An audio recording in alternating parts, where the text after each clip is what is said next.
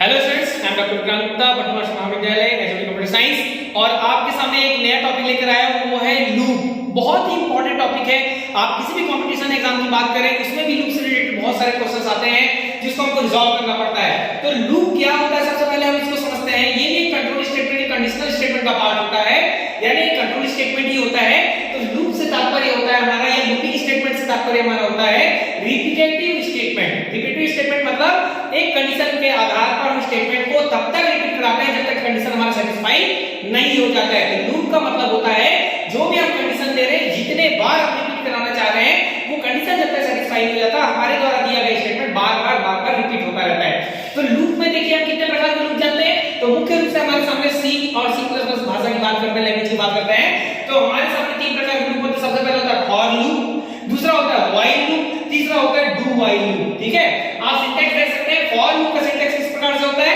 For मतलब सबसे पहले इनिशियलाइजेशन, यानी वैल्यू किसी वेरिएबल में पुट अप करना, इनिशियलाइज करना। कंडीशन, जहां तक हम उसको वैल्यू को डिस्प्ले कराना चाह रहे हैं वहां तक हम यहां पे कंडीशन दे देंगे। उसके बाद होता है आइटरेशन। हमने आप पढ़ चुके हैं, पहले पढ़े हैं कि इंक्रीमेंट डिक्रीमेंट ऑपरेटर के बारे में। वही आइटरेटिव स्टेटमेंट होता है। आइटरेशन मतलब होता है कि +1 करके इंक्रीज करना या डिक्रीज करते जाना, -1 करके। ठीक है, तो वो वहां पर आता है आइटरेशन। तो फॉर लूप स्टेटमेंट क्या होगा, सिंटैक्स क्या होगा हमारे यहां पर, फॉर इनिशियलाइजेशन, कंडीशन और आइटरेशन। बीच में सेमीकोलन है क्योंकि ये तीन स्टेटमेंट एक साथ आ रहे हैं। उसके बाद हम बॉडी ओपन कर रहे हैं, जो भी स्टेटमेंट हम यहां डिस्प्ले करना चाहते हैं उसको लिख देते हैं और यहां पे बॉडी क्लोज कर देते हैं। ठीक है, इसी प्रकार हमारा दूसरा जो लूप होता है वो होता है हमारा व्हाइल लूप। आप देख सकते हैं सिर्फ सिंटैक्स में डिफरेंसेस है, याद रखिएगा, बाकी मटेरियल वही होता है पूरा, यानी इनिशियलाइजेशन, कंडीशन और आइटरेशन तीनों सिंटैक्स में आपको अवेलेबल होंगे। आप देख सकते हैं पर व्हाइल में क्या हो रहा है, व्हाइल लूप में सबसे पहले होता है इनिशियलाइजेशन। जैसा हमने एक ही लाइन, फॉर लूप में क्या होता है कि हम एक ही लाइन पर तीनों स्टेटमेंट को लिख रहे हैं। इनिशियलाइजेशन, कंडीशन और आइटरेशन तीनों एक ही लाइन पर है। ठीक है, लेकिन व्हाइल में यही तीनों चीज अलग-अलग लाइन पर हम यहां पे लिख रहे हैं। देखिए सबसे पहले क्या हो रहा है, इनिशियलाइजेशन, फिर व्हाइल कीवर्ड का इस्तेमाल कर रहे हैं। उसके बाद हम यहां पर क्या करते हैं, कंडीशन डालते हैं व्हाइल में। अगर ये कंडीशन ट्रू होगी तो बॉडी को रीड करेगा और फॉल्स होगी तो बॉडी को रीड नहीं करेगा और बाहर आ जाएगा। ठीक है, तो यहां पर क्या हो रहा है, कंडीशन यहां पर डालेगा, कंडीशन चेक करेगा, बॉडी को रिपीट करेगा। आइटरेशन जो होगा उसको +1 करके आगे बढ़ाएगा। ठीक उसी प्रकार यहां पर डू व्हाइल होता है। डू व्हाइल में डिफरेंस क्या हो रहा है कि यहां पर सबसे पहले आप देख रहे हैं इनिशियलाइजेशन हो रहा है, उसके बाद डू स्टेटमेंट ले रहे हैं, यानी डू कीवर्ड ले रहे हैं, डू कीवर्ड में बॉडी ओपन कर रहे हैं। स्टेटमेंट और iteration similar to while loop, आप देख सकते हैं व्हाइल लूप की तरह उसकी बॉडी के अंदर स्टेटमेंट और आइटरेशन हो रहा है। फिर नीचे में डू की बॉडी क्लोज कर रहे हैं और व्हाइल लूप का हम यहां पर व्हाइल कीवर्ड हम यहां इस्तेमाल कर रहे हैं। तो डू व्हाइल क्या होता है, पहले डू कीवर्ड लेते हैं और लास्ट में हम व्हाइल कीवर्ड ले रहे हैं और फिर हमारे यहां पर क्या हो रहा है, कंडीशन हम यहां डिस्प्ले कर रहे हैं और सेमीकोलन लिख रहे हैं। ठीक है, यानी कोई स्टेटमेंट यहां पर क्लोज हो गई है। अब आप देख रहे हैं कि तीनों में डिफरेंस क्या हो रहा है।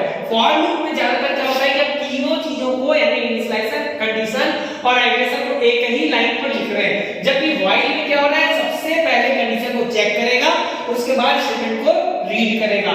डू व्हाइल में क्या हो रहा है, पहले को स्टेटमेंट को रीड करेगा और फिर कंडीशन को चेक करेगा।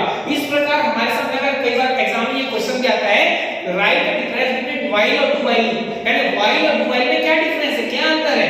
तो व्हाइल और डू व्हाइल में यही अंतर है कि व्हाइल में आप सबसे पहले कंडीशन को चेक करते हैं और फिर स्टेटमेंट को रीड करते हैं। अगर कंडीशन चलाते हैं तो स्टेटमेंट को रीड नहीं करता है। लेकिन समटाइम ऐसी सिचुएशन होती है कि हमारी मजबूरी हो जाती है कि हमको स्टेटमेंट रीड कराना ही है, तो वहां पर हम बड़े प्रोग्राम में ज्यादातर हम किसका यूज करते हैं, डू लूप का इस्तेमाल करते हैं।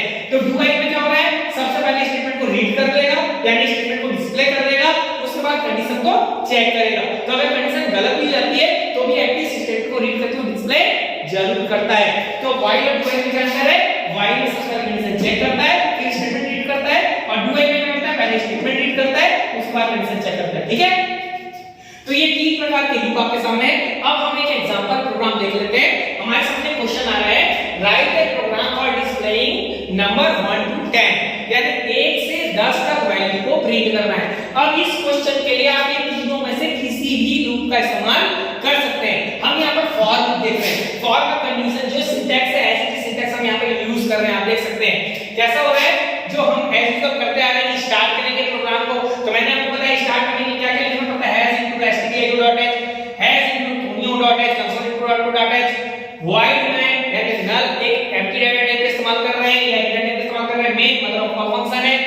बॉडी में ही एक सारे स्टेटमेंट लिखते हैं CLRSL। ये स्टार्ट पोर्शन हो गया। स्टार्ट करने के बाद सेकंड स्टेप होता है हमारा इनपुट देना, यानी डेटा डिक्लेयर करना, डेटा टाइप डिक्लेयर करना या वेरिएबल को डिक्लेयर करना। तो हम यहाँ पे क्या कर रहे हैं, इंटीजर ले रहे हैं। क्यों? हम चाह रहे हैं क्योंकि 1 to 10 हमारा क्या इंटीजर डेटा है, तो इंटीजर डेटा किस में स्टोर करना है, आई में करना है। आई एक वेरिएबल है, variable data type that's change during the execution of program, यानी प्रोग्राम के प्रक्रिया के दौरान जिसका मान बदलता रहता है वो क्या कहलाता है, हमारा वेरिएबल कहलाता है। तो मैंने यहाँ पर इंटीजर प्रकार का वेरिएबल लिया है, यानी ये आई फिक्स हो गया मेरा कि किस प्रकार की वैल्यू होल्ड करेगा, इंटीजर प्रकार की वैल्यू को ही होल्ड कर सकता है। उसके बाद मैंने लूप लगाया फॉर लूप। अब फॉर लूप का जो सिंटैक्स था मेरा, मैंने ऐसे ही सिखाया, यहाँ पर पुट अप कर दिया। सबसे पहले मैं क्या कर रहा हूँ, वेरिएबल में वैल्यू को इनिशियलाइज कर रहा हूँ। देखिए यहाँ पर इनिशियलाइजेशन लिखा हुआ है सिंटैक्स में, तो यहाँ पर मैं क्या करूँ, वेरिएबल में वैल्यू इनिशियलाइज। इनिशियलाइजेशन मतलब होता है वैल्यू को वेरिएबल के अंदर में डालना। इसलिए यहाँ पर आपने असाइनमेंट ऑपरेटर लिया है।